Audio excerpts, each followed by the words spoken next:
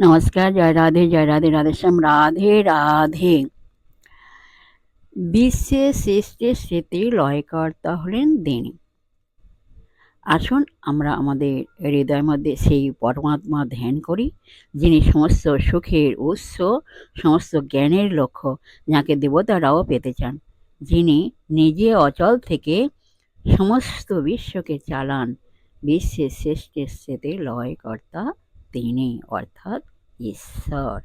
Joy Radhe, Radheshyam, Radhe Radhe.